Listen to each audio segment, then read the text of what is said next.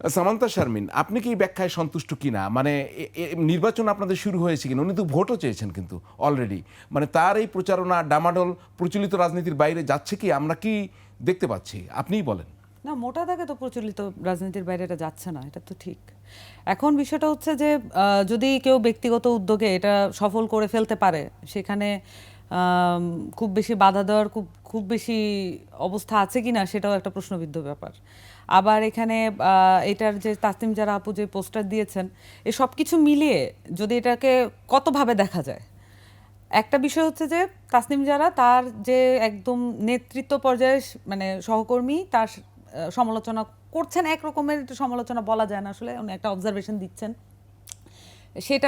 এটা কি প্রকাশ করে যে আমরা মোটামুটি আমাদের যে ইন্টারপার্টি ডেমোক্রেসি যেটা করার কথা ছিল সেটা আসলে মোটামুটি আছে। আবার এটা আপনি অন্যভাবেও দেখতে পারেন যে আচ্ছা পার্টির ভিতরে কি ভাঙন কিনা। আমি আপনাকে একদম নিশ্চিত করে বলতে পারি যে আমাদের পার্টির ভিতরে কোনো ধরনের এটার কোনো প্রভাব পড়বে না। কারণ এটা আমরা এই কিছু কিছু বিষয়ে আমাদের দ্বিমত হলেও আমরা যেটার বিষয়ে একমত যে আমাদেরকে তরুণদেরকে অবশ্যই গণপরিষদ নির্বাচনের মাধ্যমে পার্লামেন্টে নিতে হবে, এটার ব্যাপারে আমরা একমত। উনি নির্বাচনের কথা বলেছেন, নির্বাচন তো আমরাও বলছি নির্বাচন তো প্রয়োজন।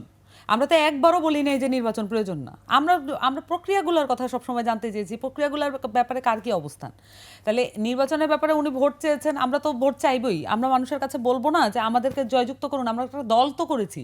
মানে ভোট যদি না করি তাহলে দল করার তো কোনো প্রয়োজন ছিল না। কিন্তু এখানে আমাদের কাছে গুরুত্বপূর্ণ হচ্ছে এই ভোট চাওয়াচাওয়ি, এই দল কেন্দ্রিক এই নির্বাচনের ডামাডোল, এগুলোর চেয়ে গুরুত্বপূর্ণ আমাদের কাছে গণ অভ্যুত্থান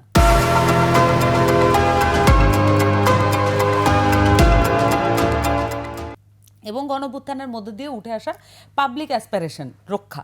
এখন পাবলিক অ্যাসপিরেশনগুলো কি কি? আমরা বলেছি যে এখানে বাংলাদেশের আমূল রাষ্ট্রের সংস্কার করতে হবে, আমূল কাঠামো পরিবর্তন করতে হবে। এটা তো একদিনে সম্ভব না, আমরা তো কেউই বলি নাই কোনোদিন এটা একদিনে সম্ভব। কিন্তু এখন যে নির্বাচন, সেই নির্বাচনটা যদি গণপরিষদ না হয়, আমরা কত দিকে আমরা পিছায় যাব দেখেন। প্রথমত এই নির্বাচনটা যদি গণপরিষদ না হয়, অলরেডি আমি 50% আমার গণঅভ্যুত্থান গণ। কারণ আমি এটা নিশ্চিত করে বলতে পারবো না যে আমার শহীদদের, এই যে 24-এর শহীদদের মর্যাদা, 24-এর আহতদের মর্যাদা, তাদের আত্মত্যাগ, এই এই বিষয়টা এই সংবিধানে কোনোভাবে এটাকে একনলেজ করা হবে, এটার কোনো আমার কাছে কোনো নজির নেই। অতীতে হয়েছে, ভবিষ্যতে হবে। কেন 90-এর গণ অভ্যুত্থানের যে অর্জন, সেটা কি খেয়ে ফেলা হয় নাই? সেটা তো রাজনৈতিকভাবে খেয়ে ফেলা হয়েছে। তাহলে আমার সামনে তো কোনো ধরনের এমন কোনো নির্দেশনা নাই, আমার সামনে তো কোনো নিকট অতীত নাই যে অতীত আমি দেখেছি যে আমার দেশের রাজনৈতিক দলগুলো তাদের কথা রেখেছে।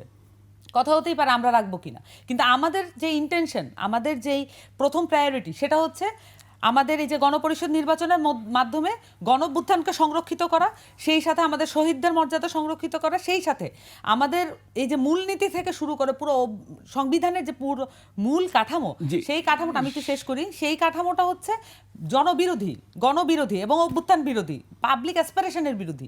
সেইটাকে পাবলিক অ্যাসপিরেশনের মধ্যে নিয়ে আসতে হবে এবং সেটাকে জনমুখী করতে হবে এই সংবিধানকে। তাহলে এই সংবিধানের মূল যে কাঠামো, সেটাকে পরিবর্তন করতে হবে। এই কারণে গণপরিষদটা প্রয়োজন।